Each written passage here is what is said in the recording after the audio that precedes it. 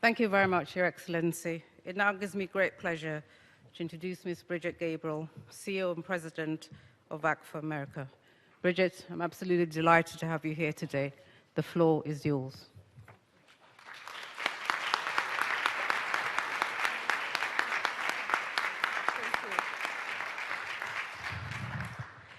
Thank you. I am honored to be here today.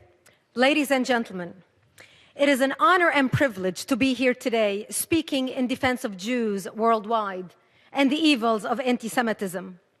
As you notice, I am wearing a Star of David. This necklace was given to me by a man during a book signing in Dallas, Texas. This necklace belonged to his wife, who died in a tragic accident. He said to me, crying, "This necklace was my wife's favorite. She died wearing it. She considered you her hero for your work for the Jewish people. I want you to have it. Promise me you'll wear it." I couldn't find a more befitting time to honor her and her memory than now, wearing this Star of David as a Lebanese, giving a keynote speech at the United Nations in defense of the Jewish people. We are here today to address the rise of global anti-Semitism. 10 years ago, Nathan Sharansky explained, classical and anti-Semitism is aimed at the Jewish people or the Jewish religion. New anti-Semitism is aimed at the Jewish state. Mr. Sharansky devised what he called the 3D test. The 3Ds are demonization, double standards, and delegitimization. Demonization is making bizarre, ugly claims that have no basis in reality. Comparisons between Israel and the Nazis, or assertions that Israel has been committing genocide against the Palestinians, are examples of demonization. Such claims are nonsense. If Israel has been committing genocide against the Palestinians, then why has the population of Palestinians increased more than 600% since 1948? Israel must be the most incompetent mass murderer in the history of the world. When Israel is held to a standard that no other country in the world would be expected to meet, that double standard is itself anti-Semitism. For instance, Israel is a vibrant democracy where human rights are protected and respected. And yet the United Nations so-called Human Rights Commission spends most of its time and effort investigating and condemning Israel, while they gloss over or ignore the massive and continuing human rights violations that occur in Iran, Cuba, China, and many other brutal, repressive atrocities. Delegitimization of Israel is to assert that of all the people in the world, only the Jewish people do not have a right to a statehood. In fact, Israel's historical, legal, and moral right to exist as a Jewish state is a codified principle of international law. This codification is explicitly based on the long, continuous, and well-documented connection of the Jewish people to the land of Israel. To deny the connection of the Jewish people to the land of Israel is anti-Semitism in its purest form. But why should anti-Semitism matter to the rest of the world? Why should the world care? It should, not merely because it's morally repugnant, which it most definitely is. The world should care about anti-Semitism because of fundamental self-preservation.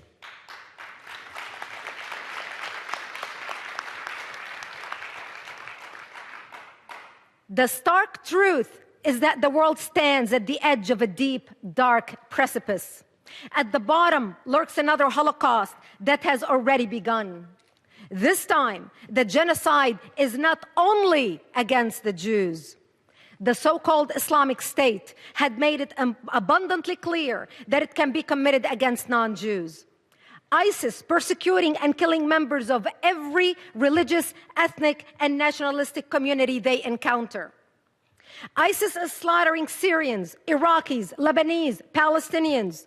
ISIS is slaughtering Christians, Sunnis, Shiites, Alawites, Kurds, Druze, and Yazidis.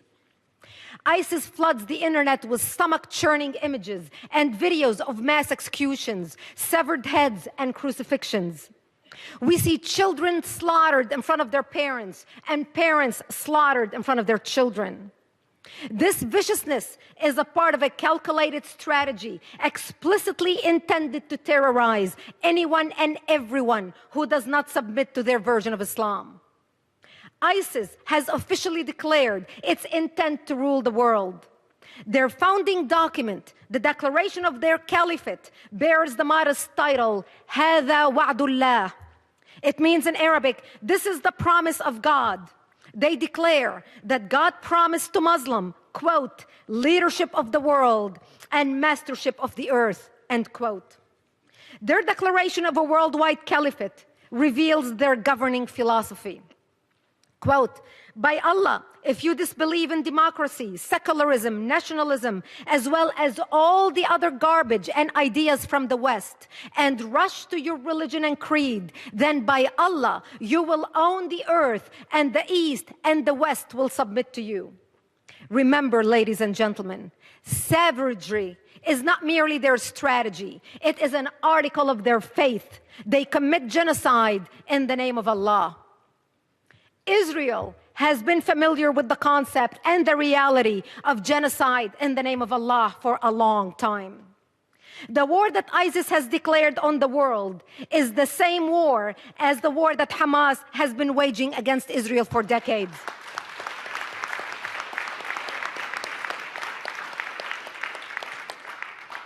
The only difference, again, is focus. ISIS seeks a worldwide caliphate. Hamas is focused on the destruction of Israel. However, their motivation, methods, and morals are the same. In terms of brutal methods and lack of morals, ISIS has recently shot, hacked, and killed its way to the top of the world's terrorist organizations. Meanwhile, Hamas has been committing mind-numbing mass atrocities for decades. They used to wrap their children in dynamite and nails and send them to blow up Israeli buses and restaurants. They rejoiced at the death of Israeli children and glorified the death of their own. Today, they use them as a human shield. I know something about children being used as human shields. In 1976, when I was 11 years old, Palestinians in South Lebanon used me and my family as human shields. They employed exactly the same technique that Hamas uses in Gaza today. They set up artillery or rocket launchers in front of my bomb shelter and fired a barrage towards Israel. They would pack up and run as quickly as possible, leaving my family to the devastation of return fire. Today, Hamas hides behind human shields on a much larger scale. Hamas routinely uses schools, mosques, hospitals, and other civilian locations for weapons storage, missile launch sites, and other military purposes. They fire rockets on martyrs from these places with the explicit intention of drawing return fire from the Israelis, hoping that they will produce photogenic civilian corpses for display in the media. Hamas and ISIS share a common motivation. They want to impose Islam. This is the charter of Hamas, and it is in ISIS's declaration of the caliphate. The charter of Hamas declares that, quote, Israel will exist and will continue to exist until Islam will obliterate it, end quote. The most revealing words in the Hamas charter are a quotation from Islamic scripture.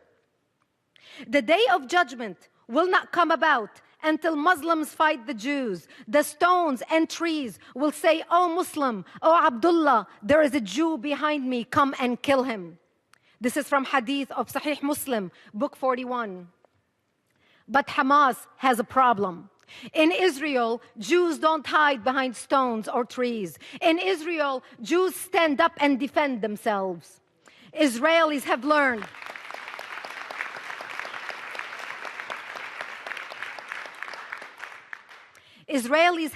from history that if someone repeatedly says they're going to kill you, they mean it. A lesson the world is only now learning.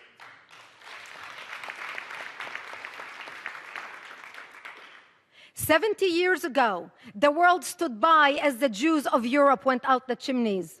Today, the Jews of Israel aren't going to go quietly into the slaughter as they sit on the front line of fighting for Western civilization, fighting for all of us.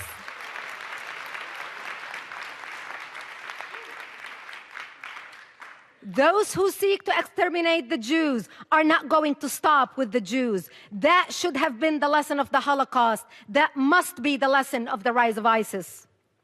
Once the international mass murder of innocent civilians was legitimized against Israel, it was legitimized everywhere, constrained by nothing more than the strong-held beliefs of those who would become the mass murderers.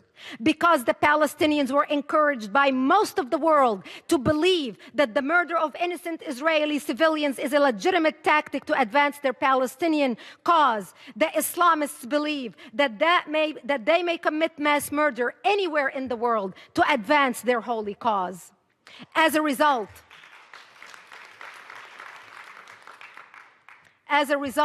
we suffer from a plague of terrorism, Islamic terrorism, from Moscow to Madrid, from Bali to Beslan, from Nairobi to New York, authored and perfected by the Palestinians. Israel and the United States are not separate targets of Islamic terrorism. The whole world is their target, and the world better learn this lesson and learn it fast.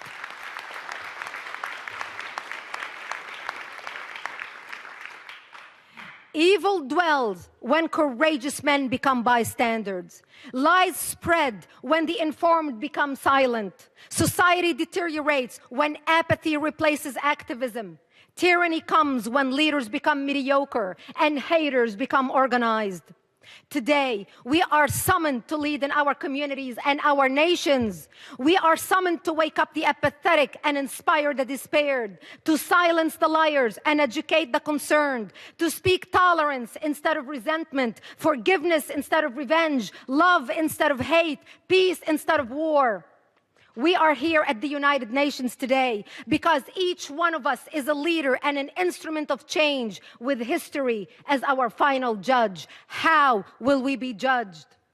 I, as a leader of ActForAmerica.org, the largest national security organization in America, with chapters in 11 countries around the world, am committed to do whatever possible we can to stand up with the Jewish people and defend them.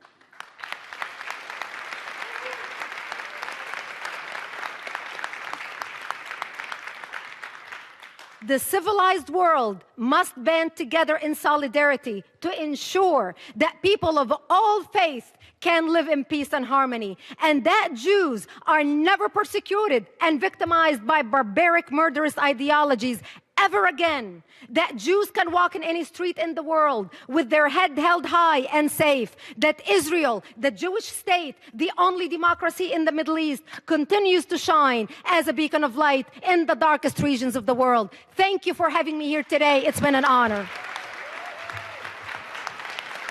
Thank you. Thank you. Thank you. Thank you. Thank you. Thank you. Thank you.